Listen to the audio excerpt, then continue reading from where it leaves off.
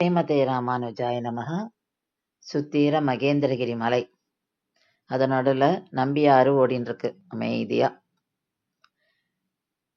இந்த அழகிய ரம்மியமான தெய்வீகமான இடம் திருப்பரிவட்டப்பாறை. இது திருக்குறுங்குடிக்கு அருகில் இருக்கு.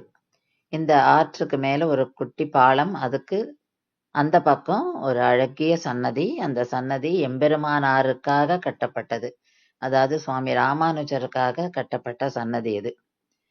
இங்க சுவாமி ராமானுஜர் திருவனந்தபுரத்துக்கு அப்புறம் இங்க வர்றார். அதாவது அவர் அறியாம இங்க வர்றார். கருட பகவான் அவரை இங்கே இறக்கி விட்டதாக சொல்லப்படுறது.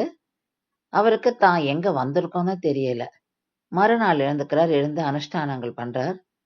அப்போ தன்னுடைய சிஷ்யர் வடுக நம்பிய கூப்பிடுறார். இவருக்கு என்ன பழக்கம்னா, சுவாமி ராமானுஜருக்கு தான் திரும்ப நிட்டுண்டு அந்த மீதிய தன்னுடைய சிஷ்யர் வடுக நம்பிக்கு இடுவர். அதனால அப்பவும் அவர், அதாவது அன்னைக்கும் அவர் வடுகா அப்படின்னு தன்னுடைய சிஷ்யரை கூப்பிடுறாரு. ஆனா அங்க இல்ல அவருடைய சிஷ்யர். ஆனா யார் வடுக நம்பியா அங்க வந்தாருன்னா, திருக்குறுங்குடியில இருக்கும் எம்பெருமானே, அதாவது பெருமாளே வடுக நம்பியா அவர் முன்னாடி நின்று அவருக்கு ஒரு சிஷ்யனுக்கு ஆச்சாரியனுக்கு பண்ண வேண்டிய பணிவிடைகளை பண்றார்.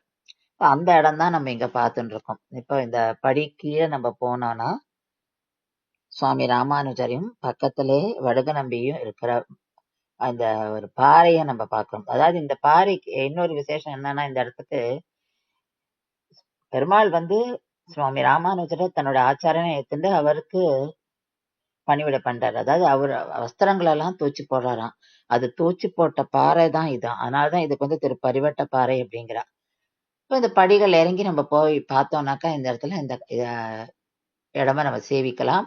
சுவாமி ராமானுஜர் பக்கத்திலேயே வடுக நம்பி, அதாவது பெருமாள் வடுக நம்பியா இங்க தன்னோட ஆச்சாரியனுக்கு பணிவிடை பண்ண இந்த இடம்.